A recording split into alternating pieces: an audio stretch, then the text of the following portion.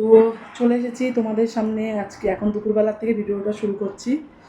আমি খুব বড় একটা ভিডিও দিতে পারছি না, দেবো আস্তে আস্তে। তো এ দেখো স্নান টান হয়ে গেছে, কি গরম। দুজনে স্নান করে শুয়ে আছে এসি চালিয়ে। হ্যাঁ, এই এখন কী কী রান্না করেছি একবার তোমাদের দেখিয়ে দিই আজকে।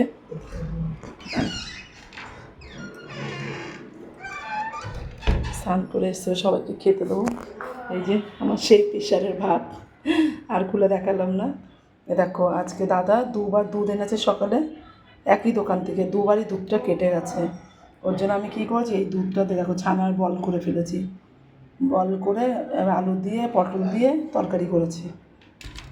কেন অতটা ছানা, 1 লিটার দুধ দুবার এনেছে, 500 দুবারই কেটে গেছে একই দোকানে। মানে ওদের ফ্রিজ মনে হয় বন্ধ ছিল ওর জন্য।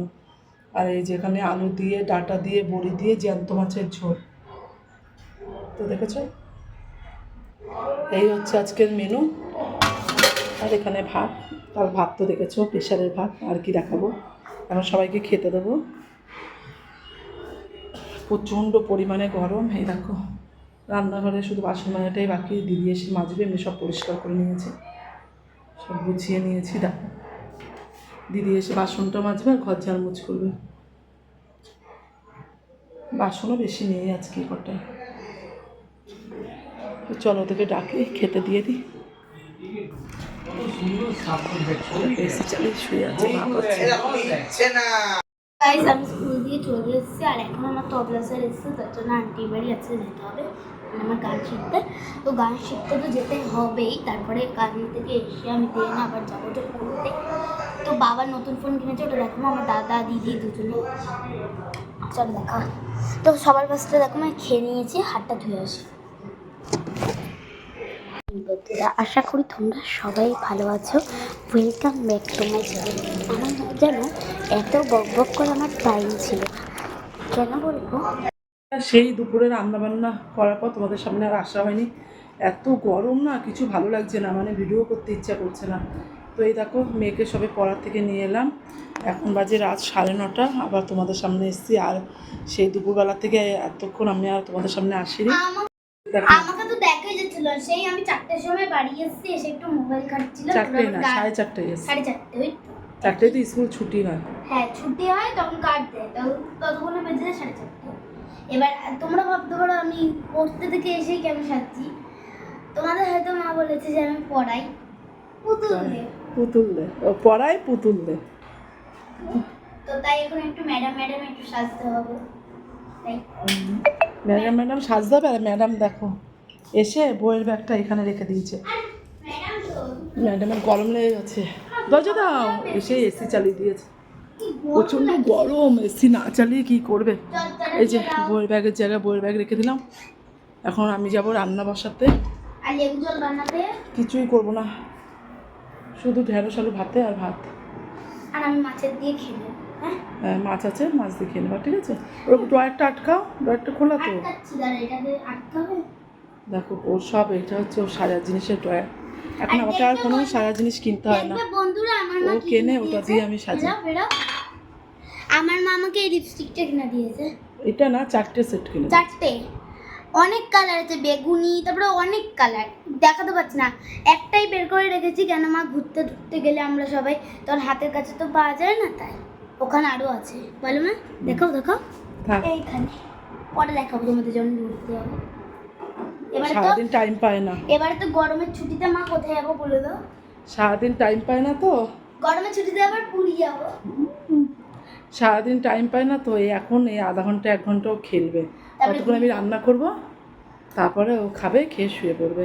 সেই সকালে ওঠে, ওঠার পর থেকে নিজের পড়া থাকে, স্কুল যাওয়া থাকে, স্কুল থেকে এসে আবার আজকে বৃহস্পতিবার শনিবারটা হচ্ছে চাপ হয়ে যায়, গান থাকে। এবার এই ড্রেস আমি টিচার করতে হবো, দেখাবো আমাদের ড্রেস চেঞ্জ করে নি, ঠিক আছে। আমার এখন মনে হচ্ছে খাওয়া দাওয়া লাগবে না, আমার হচ্ছে এখন এসির তলে আমি শুয়ে পড়ি, আমার খাওয়া দাওয়া দরকার নেই। চেঞ্জ করছে। একটু বাপের বাড়ি গেছিলাম অনেকদিন বাদে, বাবা প্রায় 10 দিন বাদে আজকে একটু বাপের বাড়িতে গেলাম। তো আমার মা দেখো ছেলের জন্য পাকা পেঁপে পাঠিয়েছে। তোমাদেরকে তো বলাই হয়নি বন্ধুরা, আমার ছেলের আজ থেকে 20-22 দিন আগে টাইফয়েড হয়েছিল গো। তা ওই টাইফয়েড এখনও আছে, জ্বরটা কমেছে একটু, মানে কাঁপিয়ে জ্বর, সে কি বলবো। দিয়ে দিয়ে জ্বরটা আসছিলো, প্রথমে ওষুধ খাওয়ানো হয়েছে, ডাক্তার দেখেই কমেনি, তারপরে রক্ত পরীক্ষা করা হয়েছে, রক্ত পরীক্ষাতে ধরা পড়েছে টাইফয়েড হয়েছে।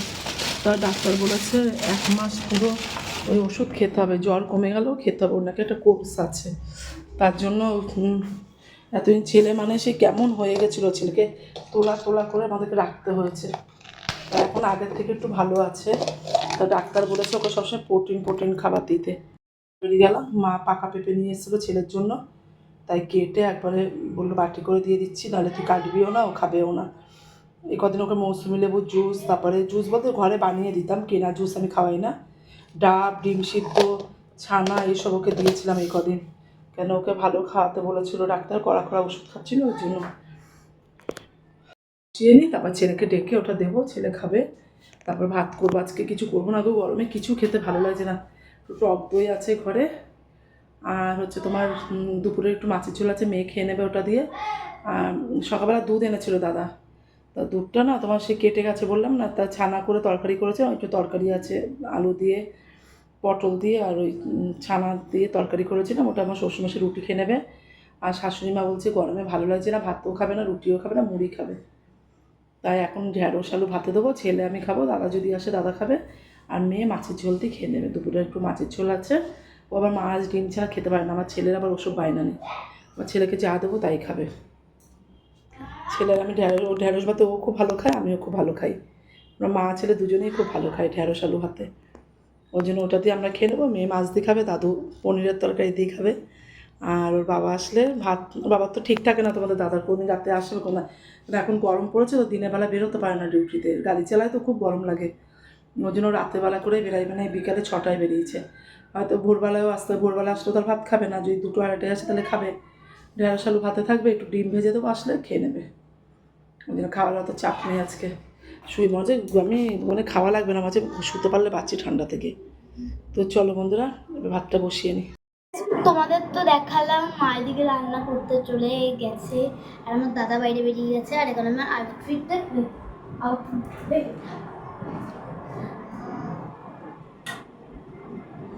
এটা হলো আউটফিট।